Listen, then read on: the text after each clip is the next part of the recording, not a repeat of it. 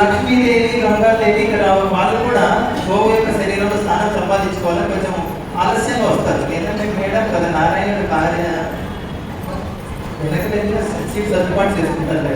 లక్ష్మీదేవి వచ్చేసరికి అంత హౌస్ఫుల్ అయిపోయింది గోవు శరీరంలో. దేవతని లక్ష్మీదేవి వచ్చి నారాయణ భార్య శరీరం హౌస్ఫుల్ అని ముందు అన్నకి విచారణ చేసుకుంటుంది. ఏంటి నారాయణ భార్య హౌస్ఫుల్ అయిపోయింది. అప్పుడు సరే చివరికి లక్ష్మికి స్థానం ఎక్కడిస్తారు తెలుసా? గోవు పేడలో స్థానం ఇచ్చారు. గోవు పేడలో స్థానం ఇచ్చారు. సంక్రాంతి సంబరాలు అంటే గోవు పేడ లేకుండా గోవు లేకుండా ఉండదు వాస్తవంగా. ఈరోజు ఏం సంక్రాంతి సంబరాలు జరుపుతాం ఇప్పటి మనం ధనుర్మాసం మొత్తం ఆవు పేడతో పిడకలు పెడతారు. ఆ పిడకల్ని భోగి పండుగ రోజు పెట్టి వాటిని ముట్టిస్తారు, కొంచెం ఆవు నెయ్యి చేస్తారు. దానివల్ల మొత్తం ఆక్సిజన్తో నిండిపోతుంది ఆ ప్రాంతం మొత్తం కూడా. గాలి అంతా కూడా పవిత్రం అవుతుంది.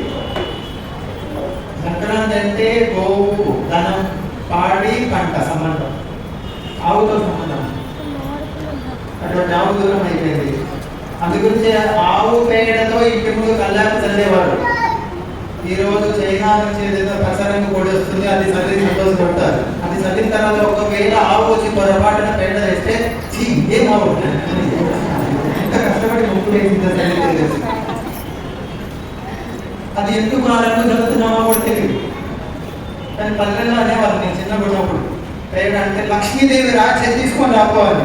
మాకు చదువు చెప్పి సర్వనాశనం చేశారు. పేడ తగలకూడదు. ఆవు పేడ, ఆవు జంతువు కాదు, గుర్తు పెట్టుకోండి. ఆవు జంతువు కాదు, ఆవు మాత, గో మాత. ఎక్కడ కూడా వేదాల్లో ఆవును జంతువు అని చెప్పలేదు. అమ్మ గోపేడలో లక్ష్మి ఉంటుంది. గోమూత్రంలో గంగ నివసిస్తుంది. గంగ ఇల్లు ప్రారంభోత్సవానికి పంచటం అంటారు కదా, గోమూత్రం చల్లుతారు. ఆవును తీసుకొని వస్తారు ఇంట్లోకి. ఆవుని ఆవు కూడా తీసుకొని వస్తారు.